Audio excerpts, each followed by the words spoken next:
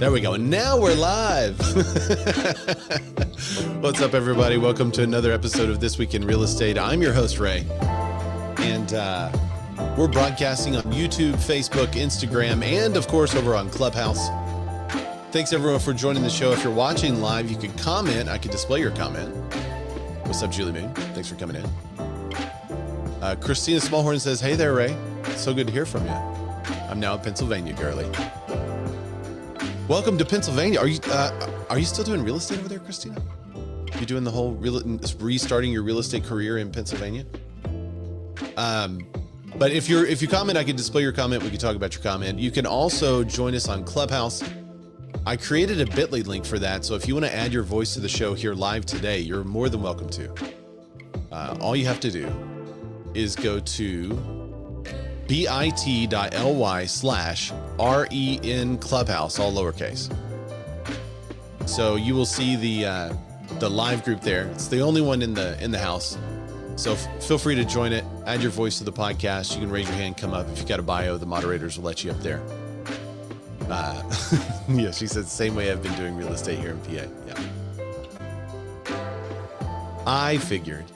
If you don't know Christina M. Smallhorn, you have to follow her YouTube channel. She's a YouTube sensation, especially about affordable properties, which we'll actually be talking about at the end of the show. Christina has a coaching call during like 30 minutes of the show. So you have to come back and watch the replay crew, Christina, because we'll be talking about Wells Fargo and the 3D printed home loan incentives. So that'll be really interesting. But off the top of the show, guess what we're going to talk about?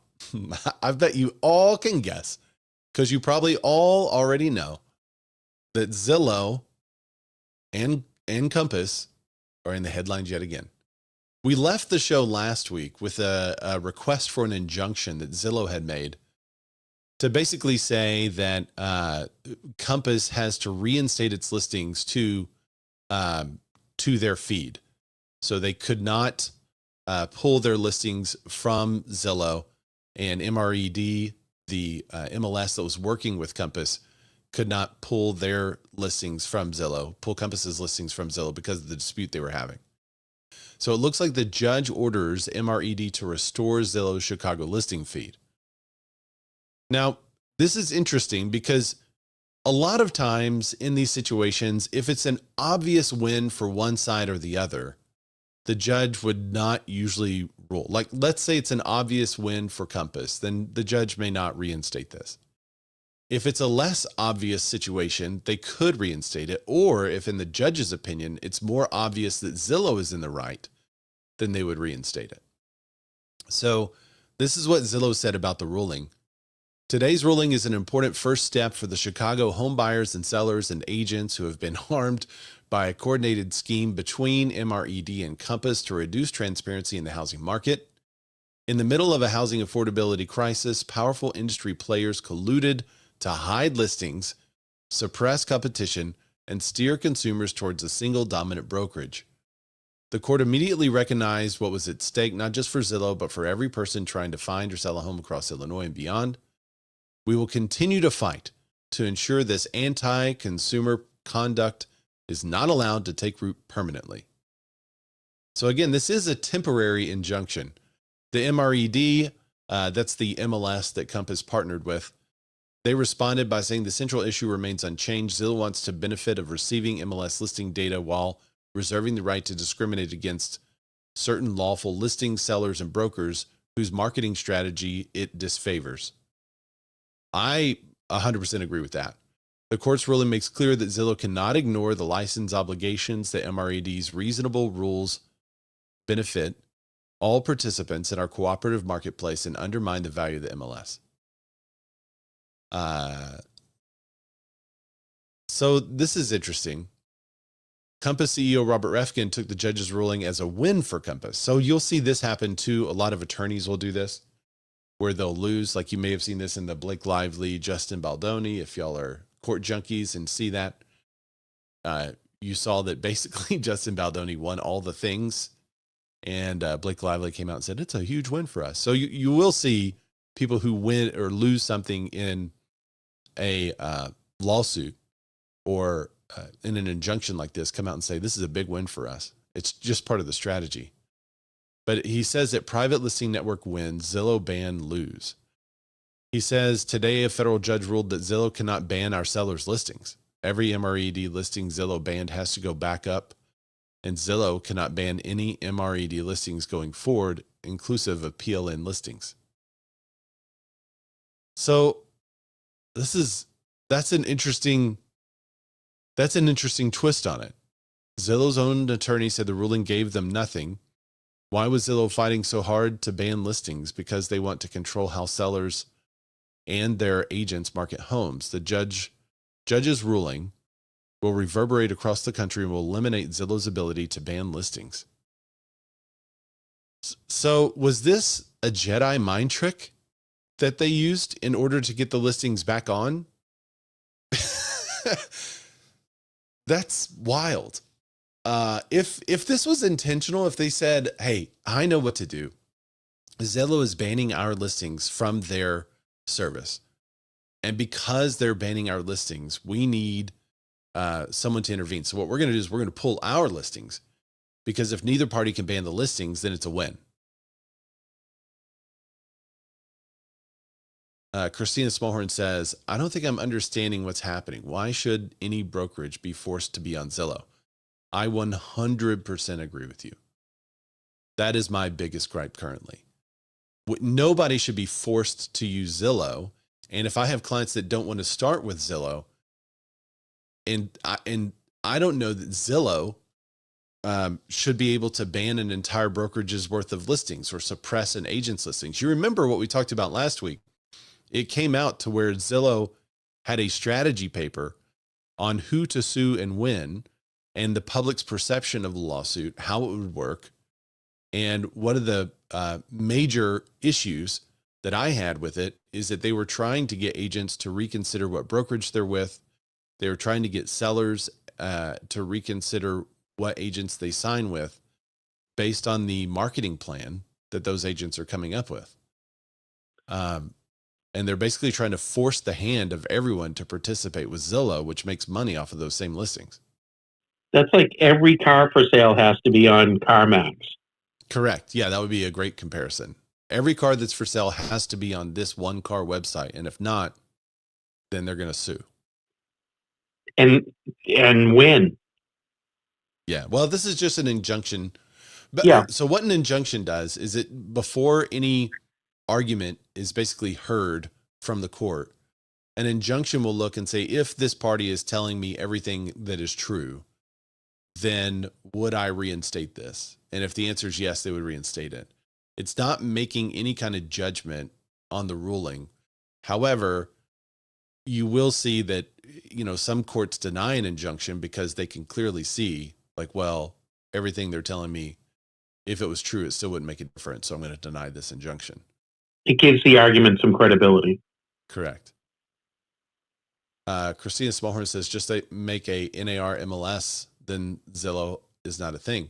This was my hope. But if you remember, when I went to NAR and visited with them about this situation, I asked them, can you just make NAR RPR, which is an amazing tool and resource for all the realtors out there. If you're not using it, you really should use it. But my big question to them was, why can't you just make NAR RPR a public-facing MLS? It's an amazing tool. It's got all the MLSs all over the country. Why not? And they said, because if they were to turn that on, they lose all the data, because the data is not NARs, it's the MLSs. And the MLSs are the ones that have the deal with the data. And they said that if they turn that on, it's in their agreement not to make it public. So if they were to make it public, they lose all the MLS data and cannot stream it to a central place. But because of NAR RPR, we could see that all that data can be streamed to a singular place. I mean, that's what Zillow is doing as well.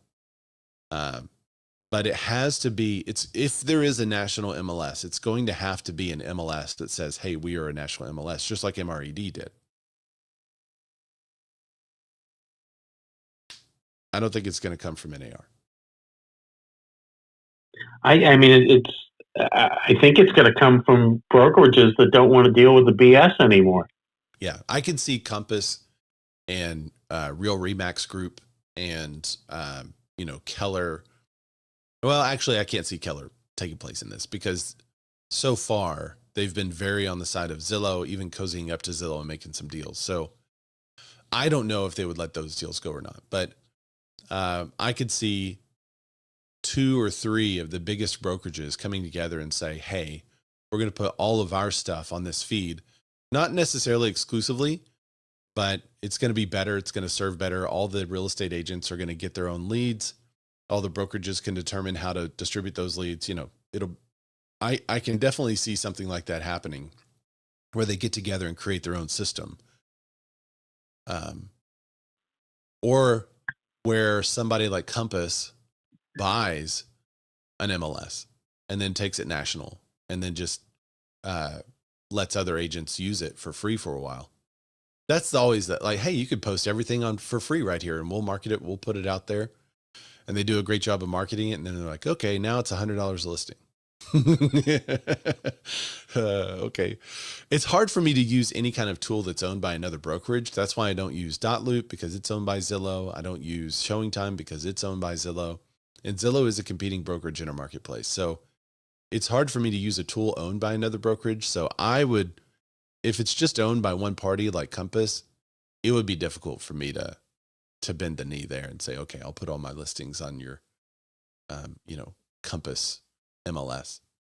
But I think if it's some kind of co-op, then I am way more interested, like some kind of shared owned and operated thing among all the brokerages that will participate. I'm more interested in that for sure.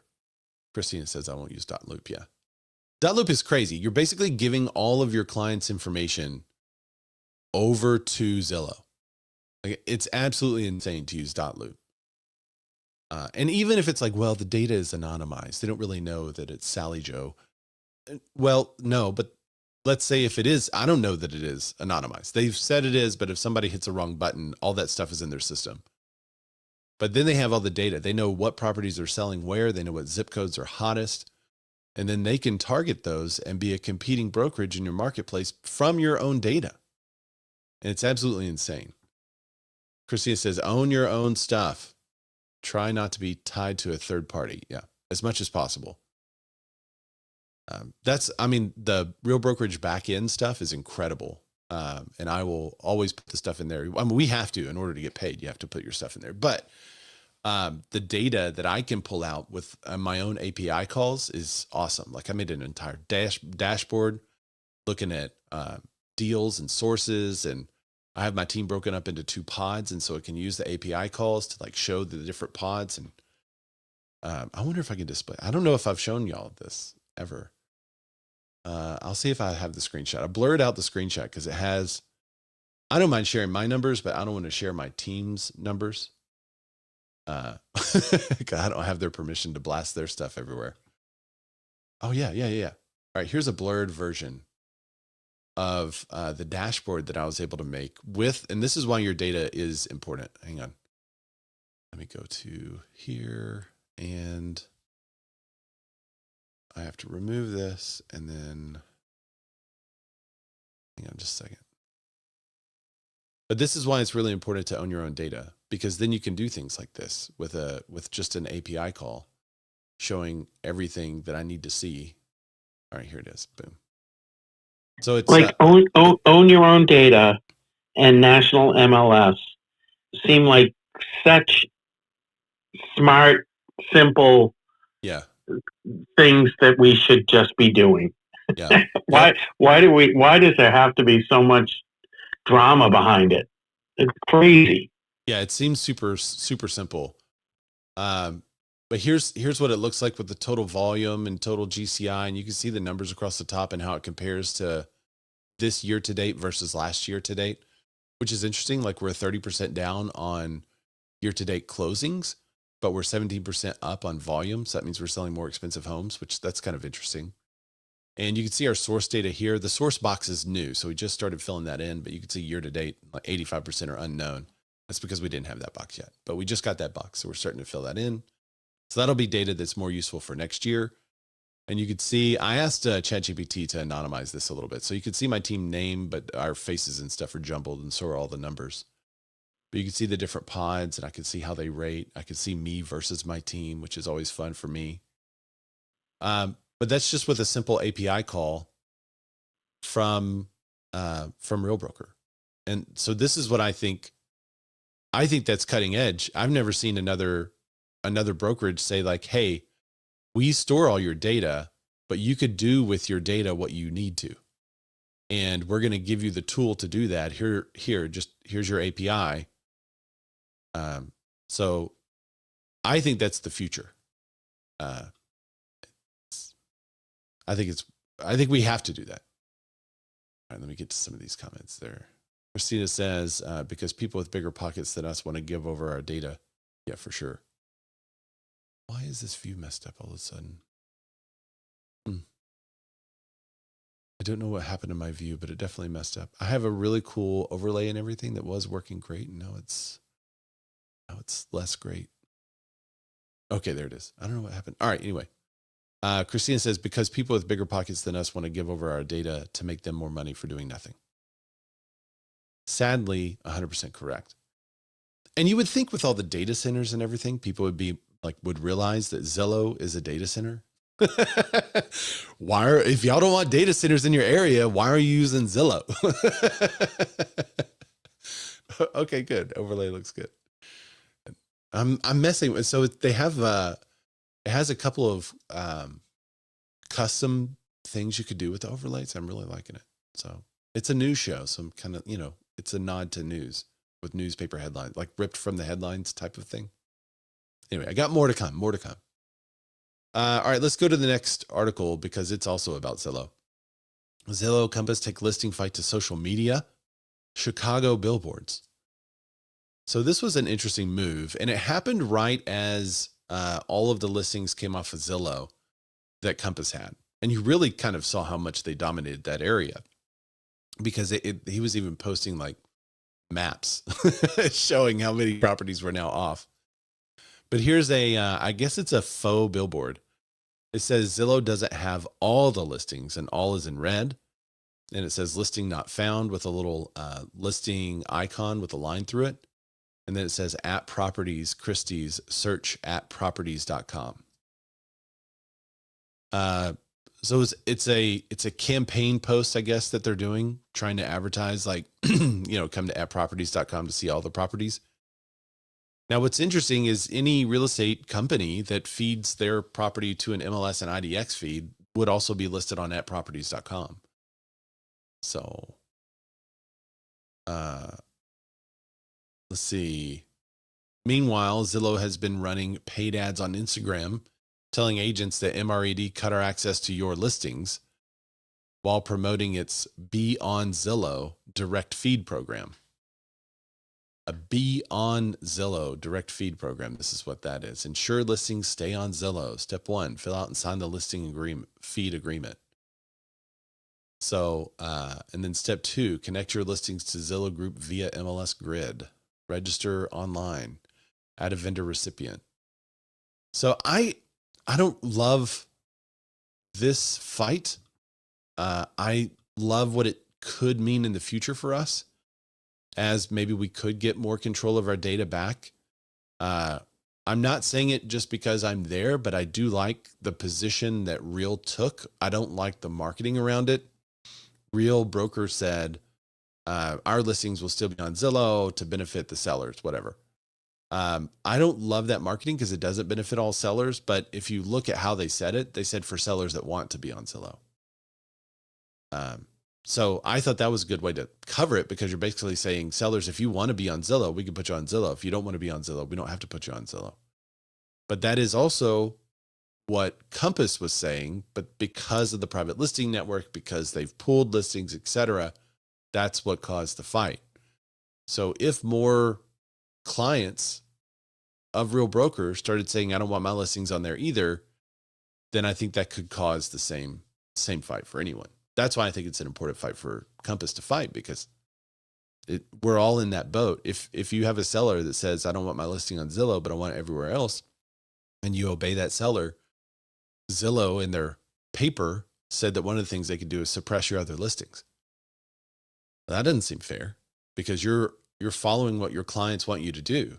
Why should they have the power to then suppress my other listings for doing what my seller wanted me to do. And I think that's a bad problem. Refkin argued that Zillow's feed was pulled because the portal filtered listings by agent or brokerage name, pointing to NAR's non-filtering policy, while also sharing screenshots of national mainstream media coverage. The consumer everywhere will know they can't find all the home listings on Zillow anymore. Refkin also confirmed to Inman that it plans to launch a targeted marketing blitz in Chicago as well, highlighting that consumers can search and find all available listings on its platform. Rocket-owned Redfin began a listing partnership with Compass earlier this year. This is fully integrated marketing campaign, invites buyers to compare Redfin against any other site. Rocket CMO Jonathan Mendenhall said over the email, with complete MLS inventory plus the exclusive launch of Redfin Early Access listings that buyers cannot find on any other major site, we are confident that Redfin will become a preferred site for home buyers in Chicago. So Zillow sought the emergency relief.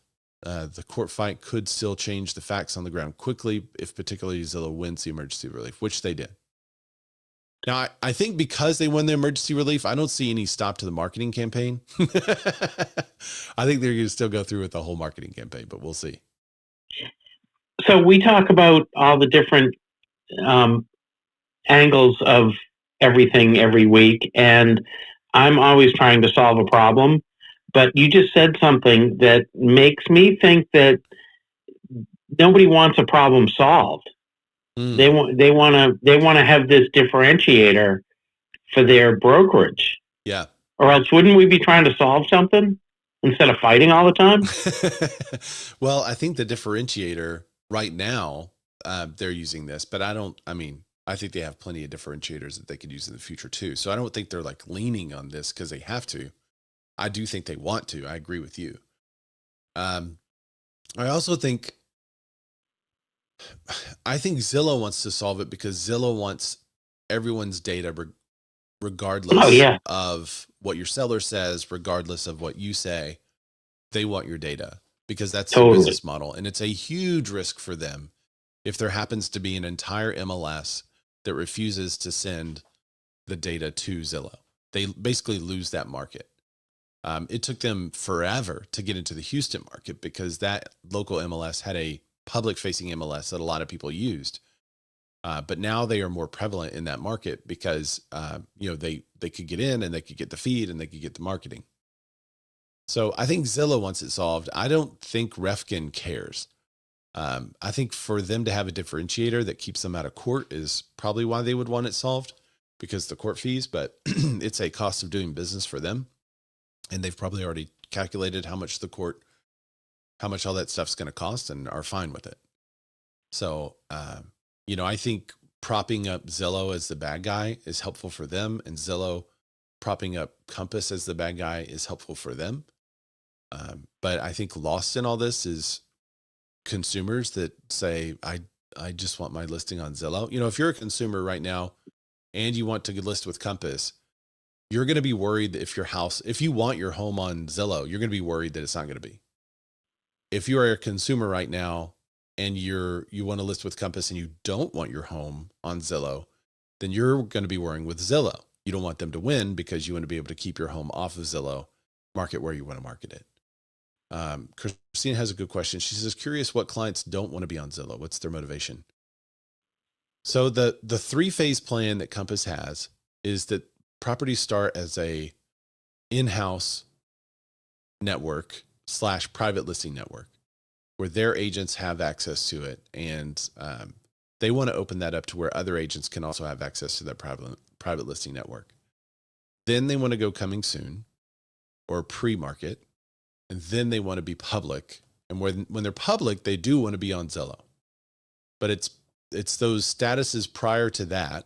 But I guess part of the complaint is that there are some cases in which these, multi-million-dollar homes don't want to be listed on Zillow. They just want to be listed at places where people that shop for the multi-million-dollar home shop. So I think it's fair. And yes, she says, oh, I don't like that. Yep. But it's a fair, I mean, if that's somebody's marketing strategy, I think it's fair for them to try that as a strategy. I don't think it should be forced one way or the other. So I think we could say like, hey, that's a stupid strategy. You should just do it this way instead. But I don't think we should be able to force Compass to change that marketing strategy because we don't think it works. And that's always been my contention, is that creating differentiators are good. And some people are going to be like, we plaster your home everywhere as soon as you're ready. And that should be fine. While some others are going to be like, we only release your home to a limited number of individuals who are the most likely buyers in the buyer category for your property, to keep it all private because we don't want your stuff to be plastered everywhere. Okay. If you look on Google, there are a lot of people that have blurred their home on Google Street View because they don't want people to see their house. Well, if you could blur it on Google Street View, and then somebody could go on Zillow and see the historic photos. So, and the floor plan.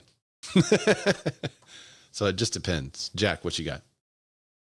When you talked about what Zillow's afraid of, I looked up their stock and they're down 40% since last September. Yeah. I think it's got to be all this, right? Yeah. Well, and also real estate stocks. If you look at real estate stocks in general, like just do a general search, you'll see that most real estate stocks are down about that amount. So it may not be related to this. It may be more related to just real estate stocks in general. So I know a lot of real estate stocks started tanking in January and have not recovered, including Real Broker. I'm not sure about Compass. I think they were also down though. But so I don't know. I don't think Wall Street knows who's going to win, and so they haven't really taken a stand. If anything, the reversal of the injunction probably bolstered the Zillow in the eyes of investment.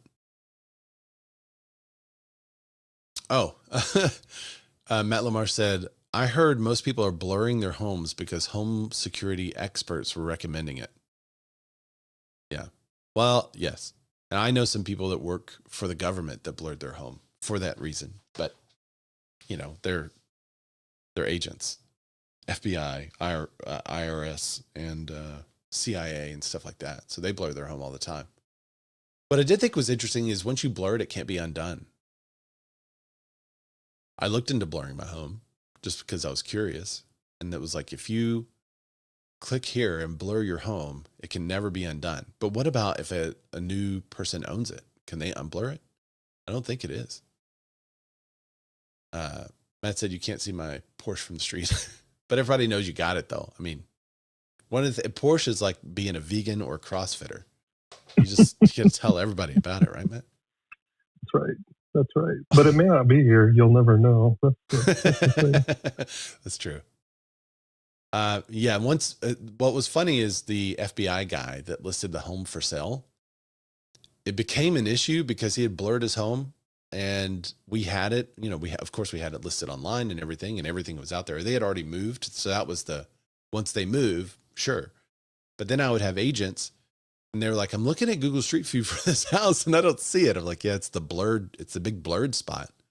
And they're like, oh, I just thought that was something that wasn't loading. So it did become a little bit of an issue as people were trying to find his house online to buy it. Let's look at what a Zillow economist has to say. Of course, they're going to be leaning a particular direction. But they wrote, the Zillow economist, Compass just told you who benefits from private listings. Hint, it's not the seller. Greg Hague, Hague, Compass Director of Home Sales Strategy, published a piece on Inman last week arguing that homes should be marketed like Ferraris, using exclusively scarcity and urgency to make buyers feel like they're competing for something rare.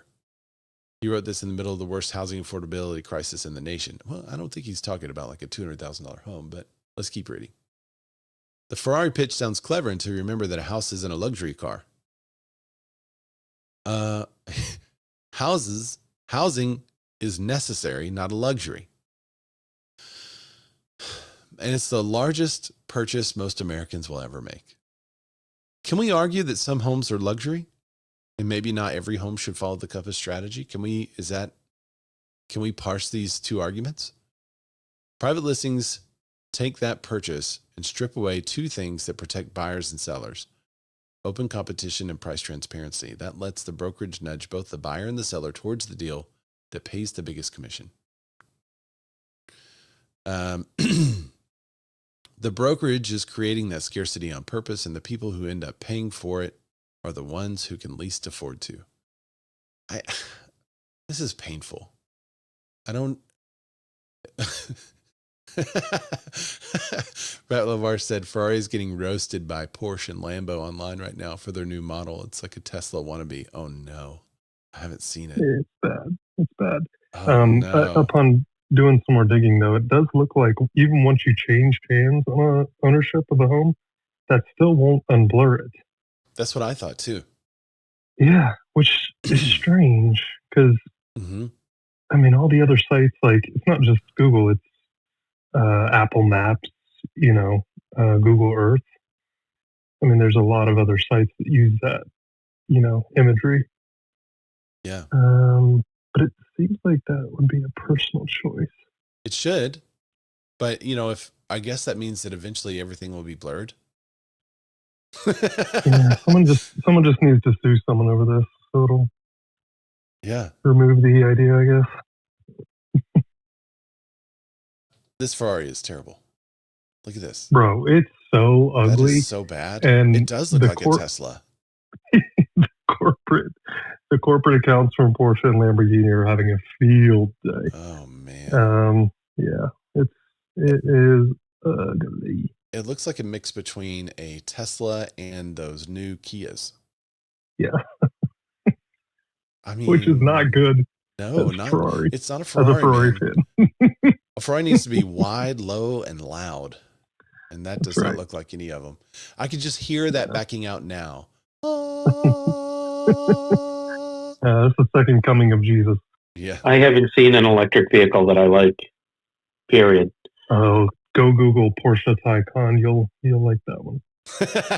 Oh God! They did have Lewis Hamilton kissing the grill ornament on that Ferrari. Oh my goodness! Yeah, it's in his contract. That's right. Thanks for joining Car Talk, everybody. We need the Click Clack brothers on in a second. Matt's in the room. That's right. Christina was like, "I'm gone." No, she has her coaching call. I know what she laughed about. What the Ferrari strategy actually does. Ferraris are scarce because Ferrari makes very few of them, and probably much fewer now. And technology is so expensive that few people can afford them. That's real scarcity built into the underlying economics of the product itself. It's priced accordingly. So I don't know if a lot of you guys know this, but to get some of these high-end cars, and I'm not talking Ferrari or Porsche, I'm talking actual high-end cars, you have to be on a list. And if you're not on the, I'm just saying, like, Porsche and Ferrari are luxury cars for those that can afford it. There are luxury cars out there where those in luxury can't afford. And in order to get those cars, you have to be on a list. And those are not publicly available. And yes, they make a limited number, but you could also say that there's a limited number of houses because some of these houses that we say are luxury are literally one of a kind. We just sold one, the 2.2, extremely rare find. It was in the city of Little Rock, but on the river, on 5 acres, beautiful, huge luxury home. Should I be forced to market that property absolutely everywhere? No. Should I market that property to those that could potentially afford it? Yeah. And I think that's Compass's argument here. So by saying like, oh, Ferrari's a luxury brand, so, that's why it's scarce. That doesn't, yeah, each home is a luxury brand because there's no other home like that.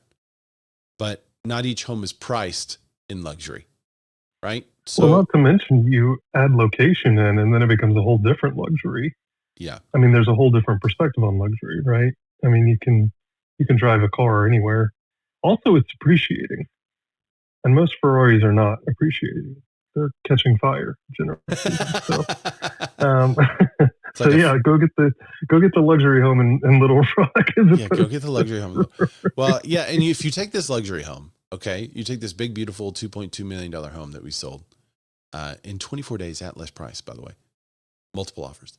If you take this luxury home, just to toot my own horn, and you move it to another part of town, suddenly the 2.2 luxury home is now worth $700,000. Why? It's because location. And if it was worth $700,000, the buyer pool is much bigger. So that means the marketing arm you have to have for that is very different. And you really want everyone to know. But a marketing arm for a 2.2 has to be accurate. It doesn't have to be massive.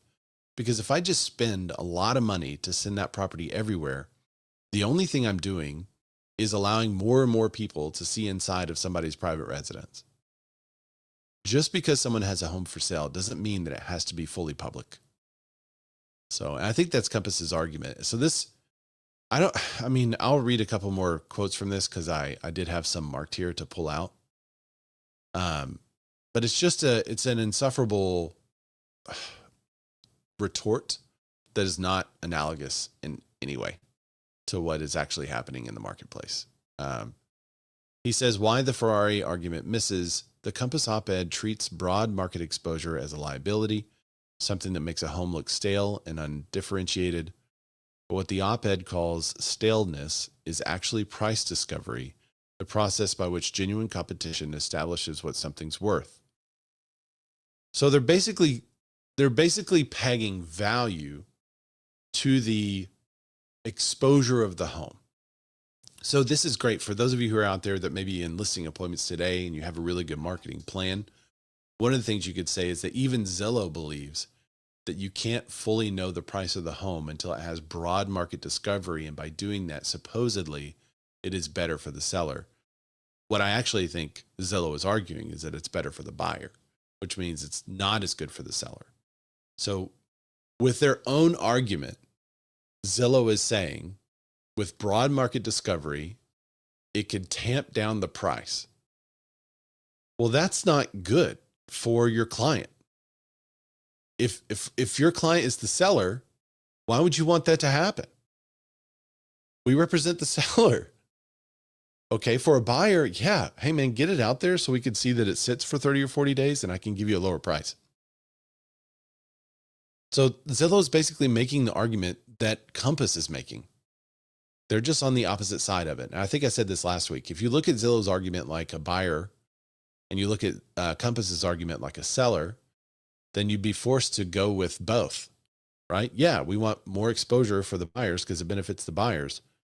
But on the seller side, we want to hold back exposure because you're saying that discovery, it has price discovery, so it drops the price of the home with the more exposure that it has, which is a liability.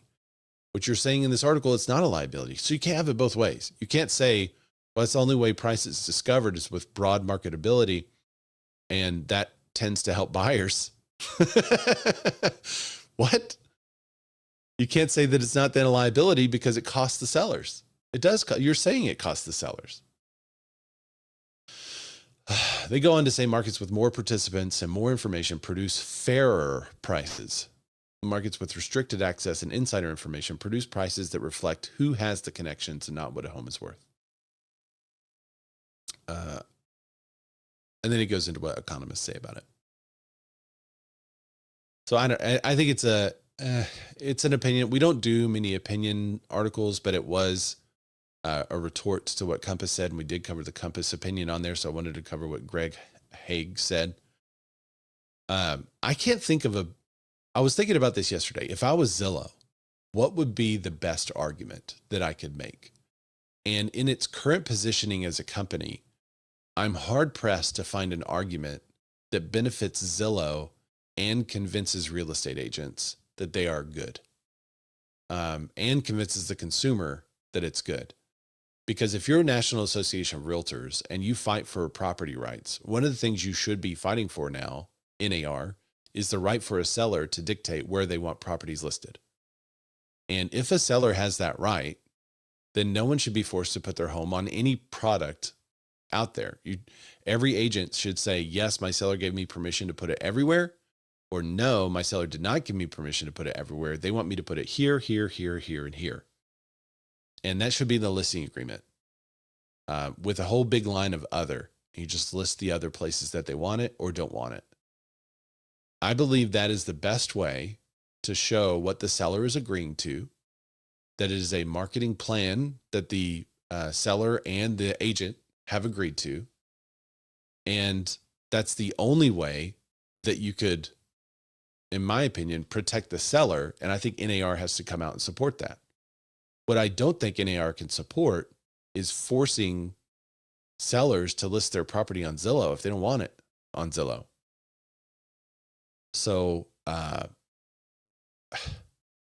just don't know if I'm Zillow. Like, how do I make an argument that convinces sellers to always put your property on Zillow if you don't want, if you don't want all that stuff out there, if you want to be more private, if you don't want to have people looking at your home, but you want to sell it?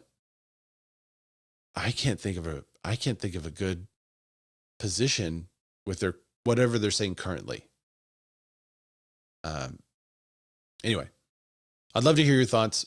Get into the replies. Sometimes it gets a little crazy on the YouTube replies. Sometimes it's very calm. But drop a reply. Put in there in the comments what you think. Is Zillow right? Is Compass right? Who has the upper hand when it comes to sellers? Who do you think has the upper hand when it comes to buyers? Is Compass actually looking out for the seller? Is Zillow actually looking out for the buyer? Or are they both just looking out for their bottom line? If you're an agent and you had the option, are you going to list properties, every property you do on Zillow? Are you going to be more selective? What would you do? So drop in the comments, give me some feedback. I know SCAP wants everything public because appraisers need it. They need the data, right, SCAP? He's muted, so he's probably listening in the background. He's probably trying to get to his phone right now so he can retort. He can't. Shut up. SCAP. I didn't say anything. Appraisers are pro data. They like to collect data. So appraisers are pro data centers. So just remember that SCAP supports data centers. No, I do not support data centers at all. No, don't. Let's not get this twisted here. I mean, why do you want all this data then? You just want us to delete it? I mean, you gotta. What are you gonna do? I'll tell you what. What I'm really like. What I'm really against is this whole Compass bullshit that they have going on out there with this private exclusives and all this other crap. I mean, then next thing you know, they're going to complain that their deals fall apart because nobody can appraise them properly. So, I mean, bro, that is definitely the next frontier.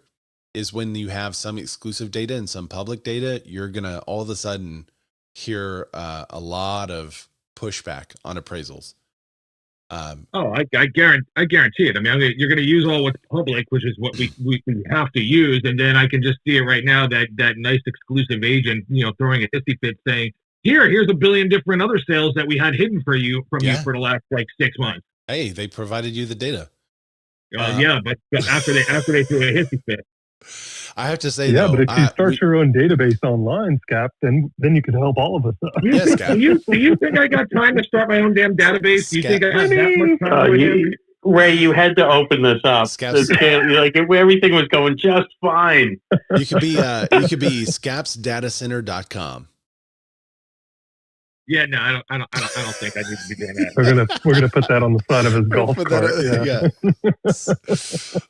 That's funny. No, I think it would be a really funny campaign if Compass was out there and they're like, Zillow wants your data. Zillow supports data centers because all the pushback against data centers right now. Zillow is a data warehouse, so because of Zillow, they're building data centers. That would be a hilarious campaign. I don't know if it's true or not. So they'd have to see, yes, if it is indeed true that they're going to be storing all this data. But that would be a hilarious campaign because there's so many people against data centers. All right. Anyway, drop in the comments. Oh, what's up, Dan the Realtor? I haven't seen you in forever, bro. Drop in the comments. Let me know what you guys think. Zillow or Compass, who's winning? And we will keep our eye on it. Of course, we will keep our eye on it for the long term. But I want to know I hope they all waste all of their money and they both just beat each other into oblivion. What were you going to say, Matt? Ray, I was going to say, Ray, did you guys start the show with Mark, with SCAP telling you how pricing homes, or Did he not give me any flowers when I wasn't here? Like, normally you want someone that's going to speak your praises when you aren't in the room, but now I'm forced to ask if he was singing my praises. Oh yeah. He was totally glowing. If I remember correctly, I think he really gave you a lot of praise. If I remember right. Thank God. It was embarrassing. Finally. It was embarrassing how much he was talking about you when you were. Yeah. Good to know. Appreciate that, Cap. You know what is interesting, Cap? We just had a property that missed appraisal, and it was a weird property. Everybody that has listed this property before us has put a square footage on there that was like, let's say it's 2,500 square feet, but 800 square feet is in this attached dwelling. It's like or a detached dwelling. I guess it's kind of. So there's really like 1,700 square feet. And then there's 800 square feet in this attached dwelling, right? So, and we put it in the comments like, hey, here's the dwelling size, the main home. Here's the other side. That's in the realtor remarks. It's disclosed. Everyone knows. Well, the appraiser appraises the property, and we got a Tidewater notification. We're like, oh my gosh! And so we reached out. We're like, hey, we got this Tidewater thing. What's the deal? He's like, I can't tell you anything. Well. What is it coming in at? Because, if it's $1,000 off, big whoop, let's just get this thing to close. And he said, well, I can't tell you anything. Like, well, okay. Well, did you have a measurement for us so that we could check? And he's like, I can't tell you the square footage, but I can tell you it's not what you got in there. Like, you saw in the public remarks, right? That we described the actual square footage in the breakdown. And he was quiet. He did not notice. So we'll have to see what happens. I think the guy missed it because he's assuming that the buyer is buying a property that's 800 square feet bigger and didn't put two and two together there. But we had like multiple offers on this property. We've got another cash buyer going to see it today because we said, hey, this is looking shaky. But it's that kind of stuff that like, man, what's this guy? So I don't know. Realtors are the same way. There's a whole bunch of realtors in the business that aren't professional. But it hurts, man. It hurts bad with this. I mean, especially if this veteran misses out on the house because he got a bum appraiser. That's tough stuff. Anyway, I'll give you his number, Scap. You can sick him. He's definitely being a jerk to us. Those VA appraisers, I tell you, they got a mind of their own. They're taking a long time, also. So I don't know what that's about. But we sent a rebuttal that included 10, because he also wouldn't tell us which comps he was going to use. So I just had to take into account all comps in the area and say if it should or shouldn't be used. And so we sent a full rebuttal, but we don't know what to rebut. So we're like, well, if you use this one next door, it's terrible. And here's why. If you use this one, hopefully you called the agent, no, this is a distress sale. And here's why. So we went through it all. Hopefully it'll get to value, but if not, we got cash offers coming in. So sorry for the vet. So that's one of the things that really could be different is if the VA loans, and Andy's not here today to talk to it, but if the VA loans had the same qualifications as a conventional mortgage, that would really benefit the veterans. Because right now everyone wants you to see these as the same, but it's just not. So, all right, let's move on. We have some market econ data. Oh wait, I'm doing the wrong one here. Let's do this one and let's do this one. Mortgage refinance demand drops 18% as rates hit the highest level since August. The average contract interest rate for a 30-year fixed mortgage, conforming loan balance of 832 or less, increased to 6.65% from 6.56%. So applications to purchase a home fell 0.4% for the week, but it says we're just 5% higher. They were 5% higher than the same week a year ago. Refinance applications accounted for 38% of applications. So I just had a guy today ask me, should you do an ARM? Should you do a fixed rate? And I am risk adverse. So I say fixed rate and I also said I am not a financial advisor. And I also disclosed that I am incredibly jaded because I went through the drop. I know what the drop felt like. And I saw people with broken arms and they were belly up. And so that has left a mark on me where it's just hard for me to say, yeah, go for an ARM. No big deal. But historically, the average rate is still around 8%. So if you're in the sixes, you're still pretty good historically. But I don't see us going sub 5 for, 10, 15 years. I think it's going to be a long time. But I think it could get into the fives, but I don't think we'll hit sub 5. There were large declines in applications across loan types. Conventional refinances were down 14%, along with an 18% decrease for FHA applications and a 34% decrease for VA applications. So overall refinance applications counted as 38%. So the highest percentage of people that you see doing a refi are conventional loans. All right, let's go to this article. 29% of home buyers paid cash in March. That's the lowest share for that month since 2020. Look at this chart. All cash purchases declining in a buyer-friendly market. You see it's down 20 to 29%. In March of 2020, it was down to 20%. So the most recent high was November of 2023, and it was 35% cash purchases. We were having a lot of cash purchases around that time. I actually felt that most of our cash purchases were in this 2022 timeframe, but it only shows that kind of rode in the 30s throughout that. So we're only at 29% now, which is not far off of that. But yeah, the prevalence of all cash home purchases peaked at nearly 35% in 2023 because mortgage rates hit a 2-decade high of almost 8% during that time. And that was what was confusing for me, is we had record low rates, but we were seeing people locally here pay cash a lot. And that was very confusing. Why would somebody pay cash when they can get a loan for 2 or 3%? But we saw that a lot of investors were just throwing cash at properties. And the properties were going up in value like crazy, but they weren't flipping out of them. They were throwing cash at properties and then holding the properties to rent out. It was nuts. Wait, I got some new comments. Oh, sorry, I missed your comment, Christina. Cindy said, I think and hope Compass continues to win. I agree with Jack's Carmack's comment. Christina says, so I got a radon inspection that's high and the seller won't remedy anything, so we walked. The listing disclosures do not state currently that there's a radon issue. I'm watching this listing. 100%. So I will be turning him in, letting the buyers know there's a radon issue. Shady realtors exist. And they were paying cash and refining after. Oh, you're saying right now. Okay, that's in response to what's happening now. They were paying cash and refining afterwards. Maybe they were doing that. I could see that, where it's like a burr strategy. Yeah, that could be what they were doing. So now they're leveraged out the wazoo, I guess. Home buyers paying cash is declining because conditions have shifted. While mortgage rates remain elevated above pre and mid-pandemic levels, they eased 6.18% in March from recent highs of 7%. So Christina said that's what her investors were doing.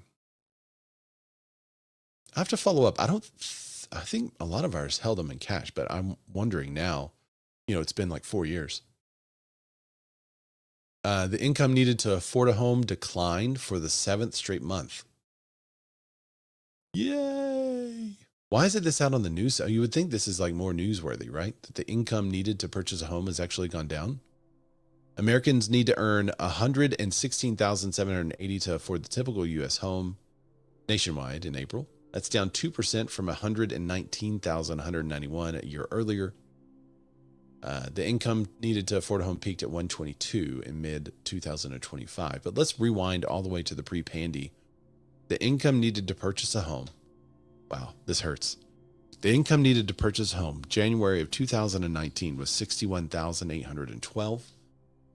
And it stayed there until January of 2021. Then it started to go up and up and up and up. So that inflation was real during that time. You remember it was like a 9% inflation rate. It's basically doubled, right? Almost double. I guess 140 would be technically double.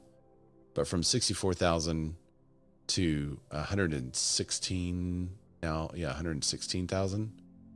That's a crazy number. If it was 60 to 60, it'd be double. So almost nearly double. Wow.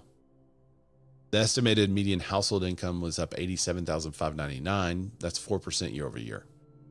And that's a pretty good number because that has not been happening. I wish they would have that chart, the incomes year over year and how that's happened. I think it was only going over up maybe 1% or something during the inflation crisis. It was definitely not keeping up.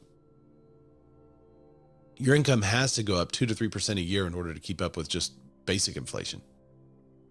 So 4% is good. It's above the rate, the current rate of inflation, which is around 3.3. I can't remember exactly. All right, let's look at luxury home prices. They went up. Amid an uptick in high-end home buying and selling, home prices are rising twice as fast in the luxury market. And non-luxury home prices are going up 1.4% and luxury 3.6%. That's kind of wild, isn't it? Luxury prices are on the rise as demand for luxury home increases. Pending sales of luxury homes jumped 4.3% year over year. It's the largest gain since January of 2025. Slightly larger than the gain of 4% in non-luxury pending sales. So yeah, luxury sales are going up just 0.3% faster than something else, but that's still pretty interesting. Let's take a look at rental concessions. Rental concessions more than double pre-pandy rate. Renters this spring have more options, more inventory, and more leverage than any point before the pandy, since before the pandy. We don't say the full word here because I'm still worried that I'll get tamped down for the Zillow or for Zillow for YouTube. So you know what I'm saying when I say pandy. Rental concessions have more than doubled since before it, with nearly 2 in 5 listings now offering free rent, waived fees, or discounted moving cost. The 39.8% share of listings carrying concessions this spring is up 5%. The pre-pandy rate was 1 in 6, Zillow reported. National rental vacancy rate is driving this trend and has climbed to 7.3%. That's up 5.6% in 2021 as a wave of apartment construction across the Sun Belt added inventory. Yeah, there's been a lot of talk about the apartment construction. If you guys recall, especially on Clubhouse, on my Clubhouse gang out there, during the pandy, it was like everyone was starting a apartment syndication. Remember, you could put $50,000 in and they would return good money for you and they would build all these apartments. And it seemed like every bro on Clubhouse was pitching the same thing. Right? We got this group together. We're building an apartment. It can't fail. It's multifamily. It's doing great. And a lot of those have been finished. There were some that are actually done. But because so many of them were happening, it flooded the market with their own inventory. And so the wave of apartment construction across the Sun Belt added inventory. So that's crazy that they're actually, all those developers hurt themselves because they all developed at the same time. So there's a lot of options for renters. Options like we haven't seen before in many, many years. They need less money to buy a home, but more for gas, food, insurance, utilities. Yeah, it's all cutting into it, which is, but I'm wondering why there's not more movement from the rental market into the buyers. The article is not mentioning that, but I'm wondering why. And maybe the answer is that, they do have more money in the higher incomes, but due to home prices, you needing double what you used to need, plus food, gas, insurance, utilities all being up since the Biden admin. I mean, that was 9% inflation or 20-something% inflation total through those years. Was like 9% a year. Total inflation, I think, during that time period was 20-something%. It is down now, but it's still going up 3%. Now, we don't want deflation. You don't want deflation. A lot of people are out like, when are these prices coming down? You don't want that to happen. When deflation starts to happen, the whole market is in trouble. So we want it to just be flat. That's what you want. And you want everything to catch up. You want everyone's incomes to go up. You want, the housing inventory to go up. You want all that to happen, but you don't want home prices, home values to go down. You don't want you'd like the price of gas to go down, right? But you don't want your other costs to all start drastically dropping, because that's a very bad sign for the economy. And suddenly producers are in trouble. They stop producing and it gets real bad real fast. So we just want flat. We want the price of food to stay. We want the price of gas to go down. We want the price of utilities to stay. We want the price of insurance. Well, we always want the price of insurance to go down. We just don't want massive deflationary. Just look it up. What happens in a deflationary market? Bad news bears. The crash boys on YouTube would be right if that were to happen. So just stay flat. Let everybody catch up. All the incomes drastically increase. That's what we want. More income. Wells Fargo to offer mortgage incentives on 3D printed homes. Now, unexpected competition is always fun for the market to deal with. Previously, the 3D homes, there was a big question about lending. Who would lend on it? Wells Fargo is coming out and announcing it will write mortgages on homes built with 3D icon print technology. Wells Fargo will provide 50 basis point lender credit to buyers of icon homes using its mortgages. Historically, lenders have had concerns over 3D printing technology for real estate and the potential value appreciation of the homes and the ability to both sell and insure the loan. The first Lennar Icon 3D printed home community sold quickly, and another larger one soon followed. So that's pretty wild. In the race to build housing more efficiently and affordably, 3D printing is becoming an increasingly viable option. Financing for the homes, however, is still a significant hurdle. And that's always been a huge problem for alternative materials and builds that could use alternative materials, which could save consumers a ton of money. It can be built, but where's the money going to come from the loan? I've sold a couple of metal buildings in my time as a real estate agent, and on all occasions, we had problems getting loans because the lenders would not just give a loan on a metal building. So in all the times that I've sold these inexpensive, well-built metal homes, we had to go with a cash offer. So not great. Here's some good news for real estate agents. Home purchase cancellations are no longer on the rise as demand ticks up. So that's pretty good. Contract cancellations are plateauing about 13.4%. I feel like it's higher for me than that. Is it higher for you guys? It's higher for me than that. But nationwide, 13.4% is pretty good. I think 15%. What was the high here? The high was in 2020, 17%. Yeah. I feel like 15% is pretty common, but it's not. It's just in my memory. It looks like it's been 14%-ish since 2022.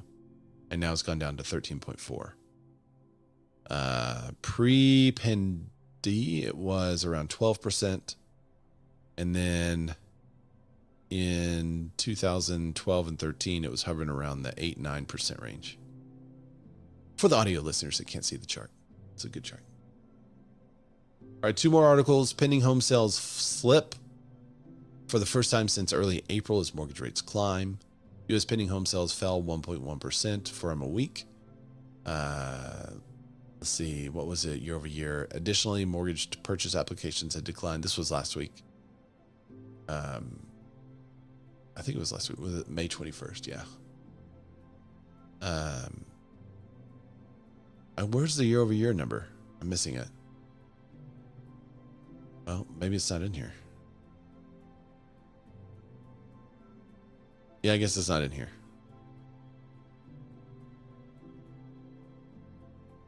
It just shows you the weekly. It declined 1.1%.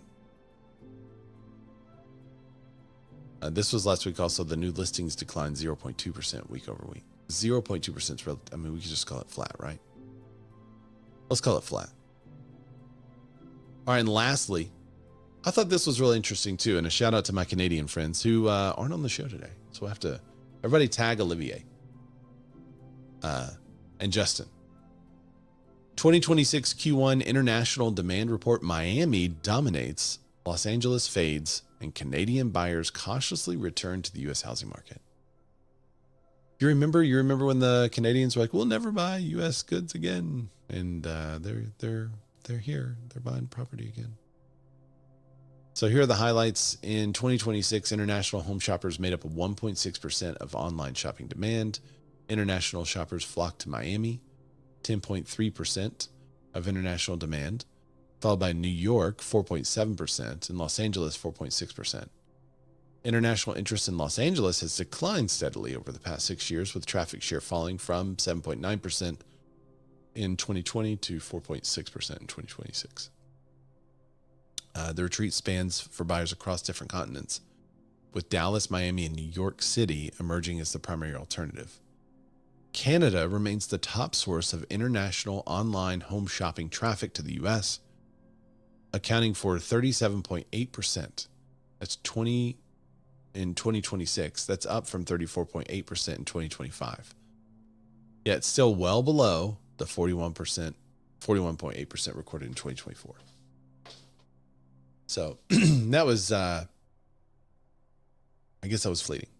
There you go. Here's a cool map that shows you where the international buyers are looking right now. And a ton of them. I mean, Florida is huge.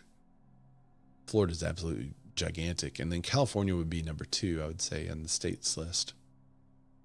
Texas is close behind that. And then New York is up there. Tons in New York. But Texas has more dots and more bigger dots, but New York has one giant dot.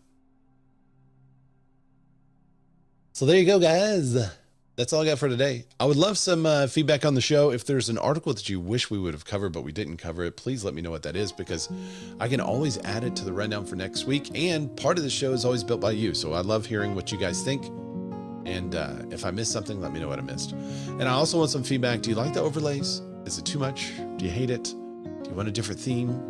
I'm kind of going with this idea of everything being ripped from the headlines, because we take the headlines and we look at what's actually happening. So thanks for listening. Be sure to tune in next week. It'll be, wow, is it June? June? Yeah. I can't believe May's already over. It's gone by so fast. But you guys can find me over on the gram. It's Razorback. It's down right there. RAYZORBACK. Please follow me there. And thanks to all you Clubhouse guys that contributed. Thanks, Christina, for dropping by. And I'll see y'all next week.